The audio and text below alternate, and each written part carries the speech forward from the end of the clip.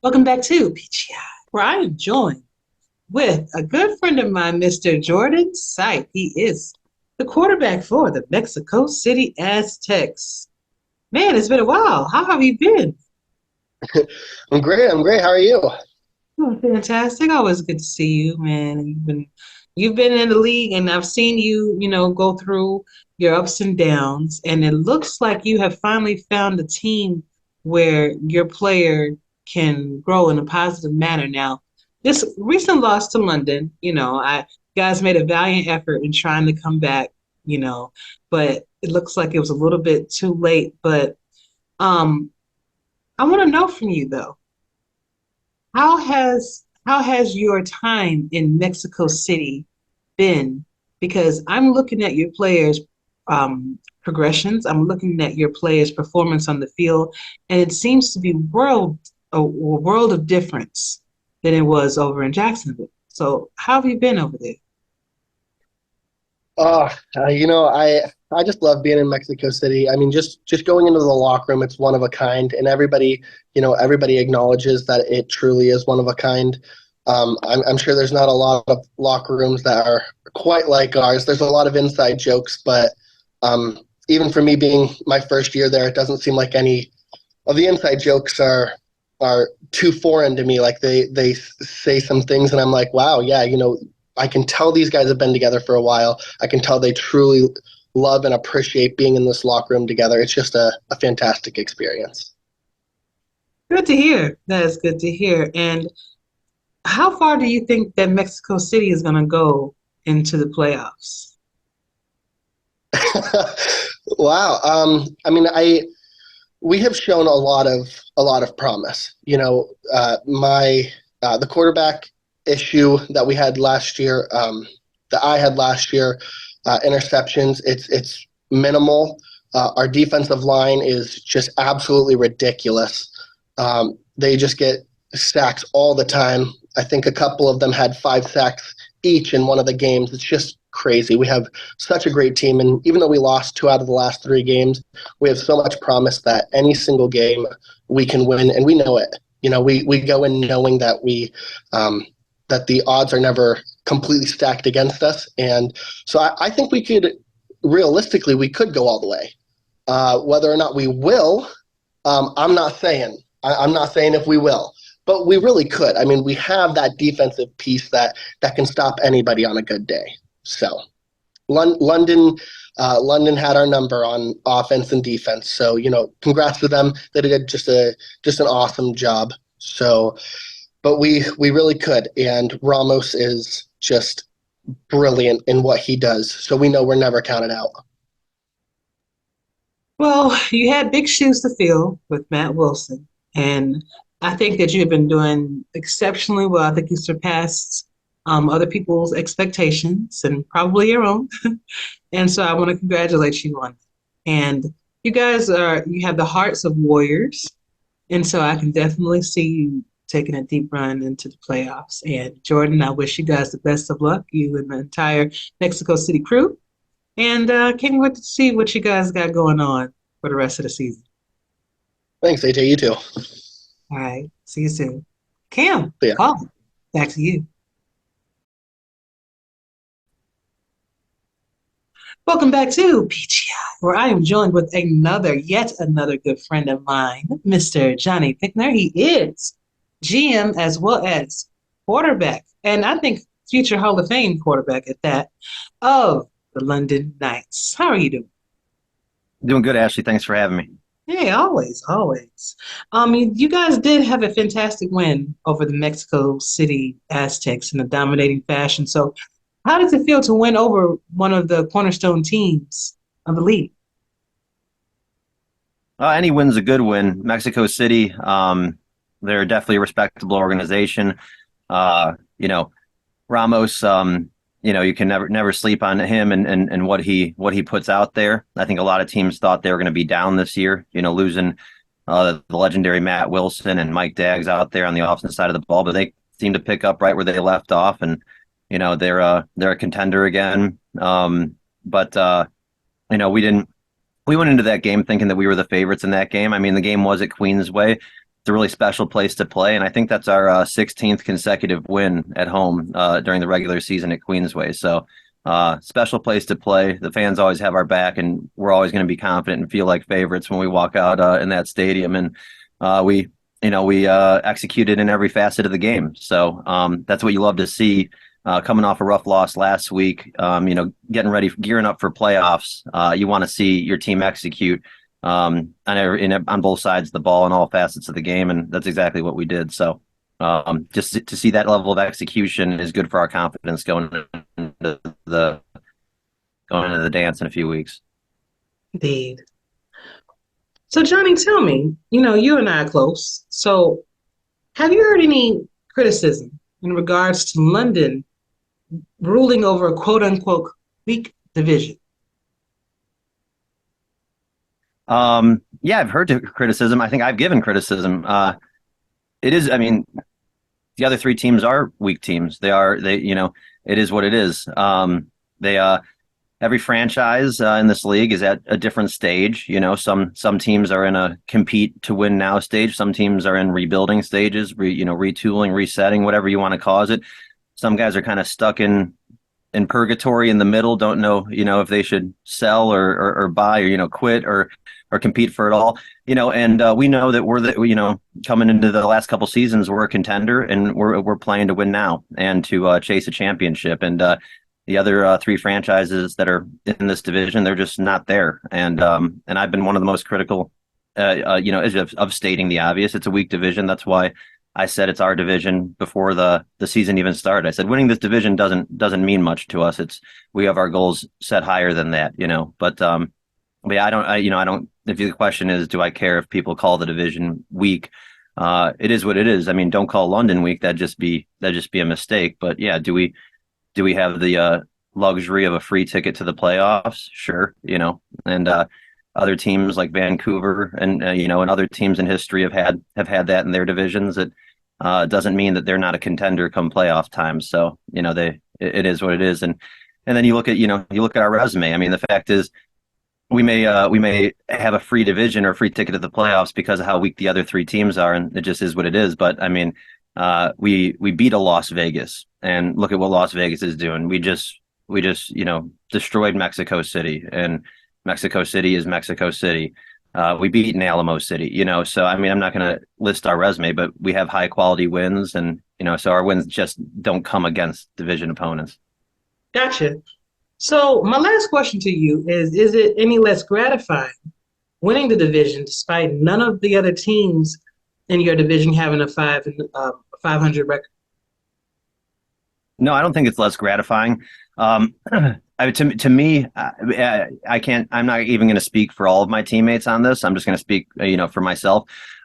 For me, winning a division is not so gratifying. It just is what it is. I mean, it's nice to hold the title, division champs. Yes, we do take a pride in that to a certain extent, but I've made it clear within this organization that our bar is set higher than being division champs, and that's even back when Baltimore was in the division.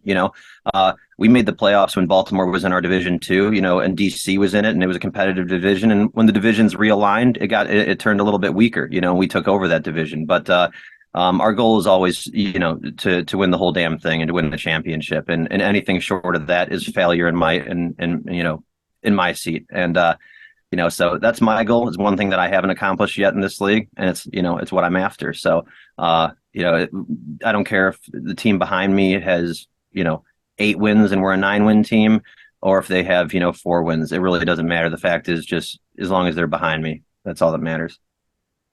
All right, Johnny. Thank you so much. Strong words from a strong competitor. You always have been. So can't wait to see what you guys do. All right, I'll see you soon. Maybe we'll see each other in the playoffs again. I need to get you back. Yeah, well, see what we can do. Thanks for having me. Anytime, Johnny. Cam, Polly, back to you.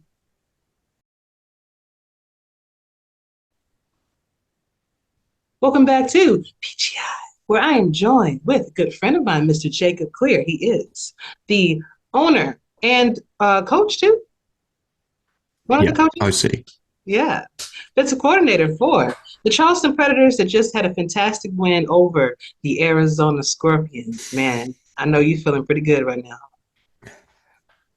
Yeah, look, I mean, in one sense, it is a really good feeling. I mean, we've won two on the bounce now. We came out and beat Denver after a fairly lengthy losing streak. Then had the bye to prepare for this one. This was, in a sense, it was kind of our Super Bowl the way the season went, and the historical context with Jay Hayden was kind of this was one that we really put a lot of effort into, even though it didn't impact our season per se. It was more so an effort to get some confidence back into the locker room as we look forward to future prosperities. And yeah, look, we were really proud of what we put up.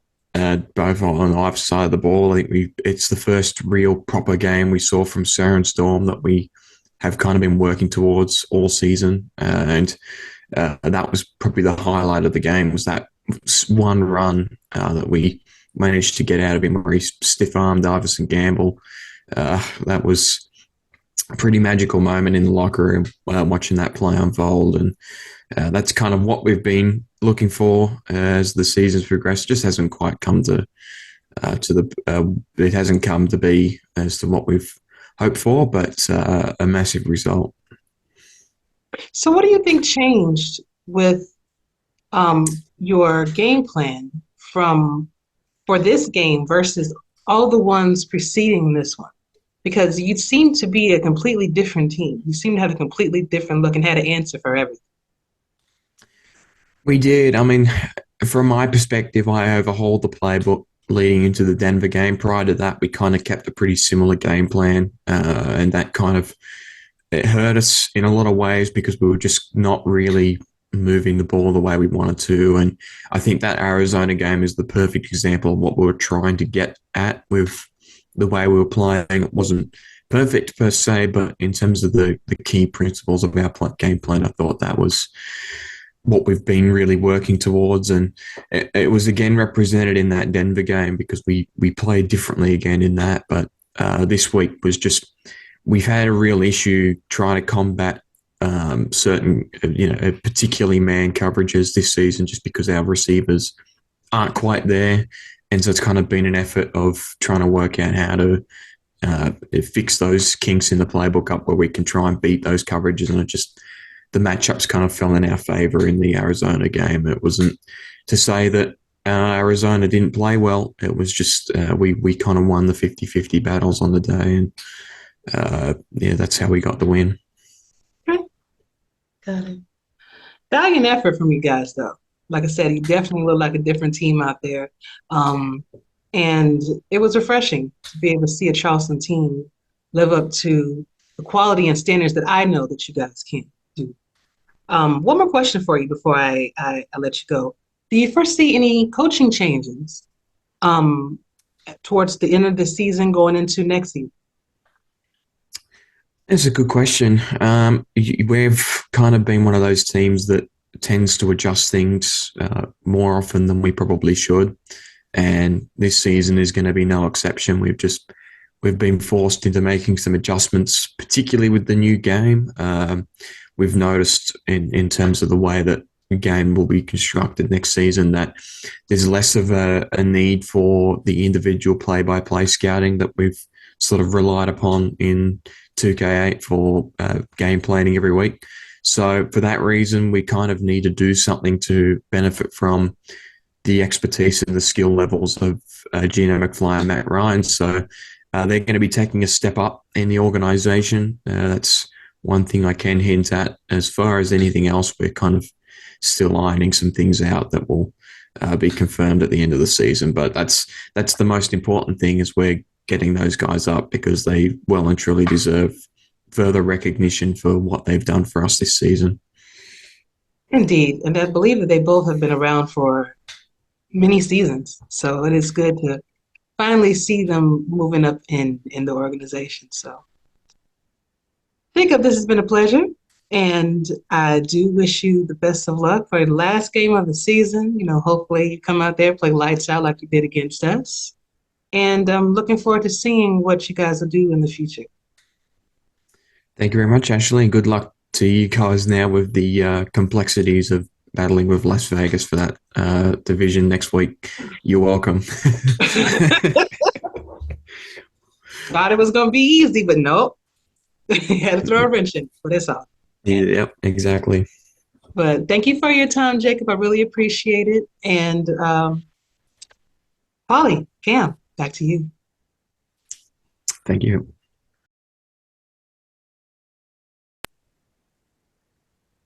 Welcome back to PGI, where I am joined with Mr. Eddie Gage, good friend of mine. He is co-owner, he is Hall of Fame strong safety, and he is also the head coach of the Arizona Scorpions that just suffered a loss to the Charleston Predators. And even though on paper the score doesn't tell the whole story about how the game actually played out. So, Mr. Gage, please tell me, how did that come to be for the Arizona Scorpions to lose to the Charleston Predators?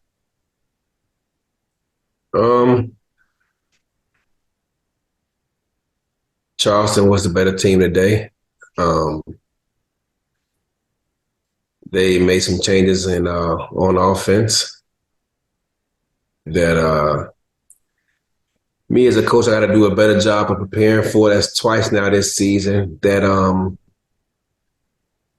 teams have made some changes that came back to bite us that I didn't anticipate.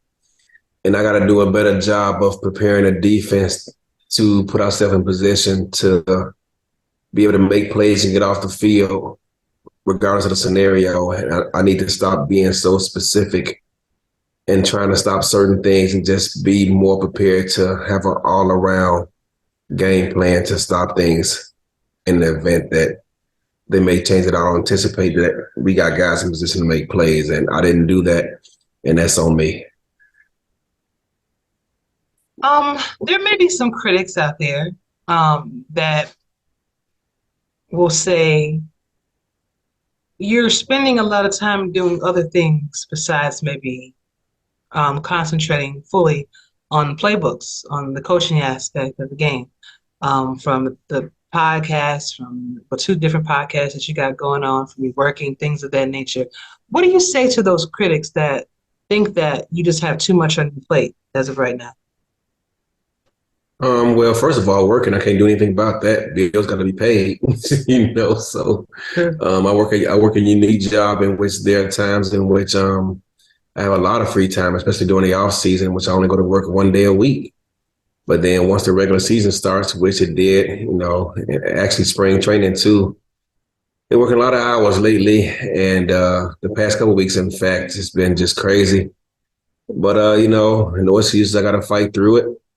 And as far as the podcast goes, or broadcasting, I would say I can't spend all my free time game planning, preparing, because I drive myself crazy. I got to have outlets, whether it's just relaxing, watching TV or doing other hobbies, or maybe just spending time with my family and friends. You gotta, you can't put all your free time into it because it'll drive you up a wall. So you got to get away from it sometimes. And, that's my way of doing things. That's my way of escaping it for a while. And if you don't like it, hey, man. So, Las Vegas is the next opponent for the Arizona Scorpions, and when either team wins, they will take the division. Mm-hmm. Why do you think that the Arizona Scorpions deserve to be the division champions? First, I don't want to take anything away from Vegas. I mean, whichever team wins this game, I feel deserves, to win that division crown. But if I'm just being selfish for a moment, since, I'm a part of the Scorpions, we work hard, not say that they don't either. I'm sure they over there putting in work too. But I got a group of guys over here and gal who been through it all, and, we've come so close, last season and winning that division title. Although I think pretty much still in the playoffs regardless. Just that would be another crowning moment of achievement for this team, considering where we come from when I first got the team to finish 4-8 to where we are now. We've come a long way, and everyone in our locker room deserves to experience as much success as they can. So it's my job to put us in position to make that happen. And they've been loyal to me, like I told TJ Punk the other day when he asked me a question about something. He's always been loyal to me, so I got to be loyal to him when he needed me. So I try to return that to you guys, and you guys have been good to me, and I just try to pay it back to y'all. So there you have it. I love y'all, Arizona, for real. One more question for you, Coach.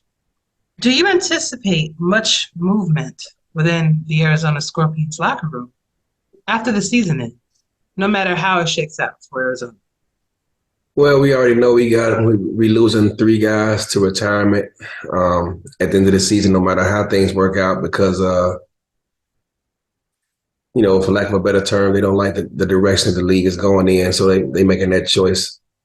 And I got nothing but respect for them. But other than that, I don't think so. There are some things on the horizon with guys, potentially pursuing other opportunities. And just like Jay made his move, I respect that. I would never turn down, I would never shun, away from an opportunity from someone to, get a promotion and stuff like that. So if that happens, I wish them nothing but the best, and we're going to keep it moving. Indeed. Well, thank you so much for your time, sir. I really appreciate it, and looking forward to seeing what Arizona's got for next week and beyond. For sure. All right. Have a good one. Yep. You too. Cam and Paulie, back to you.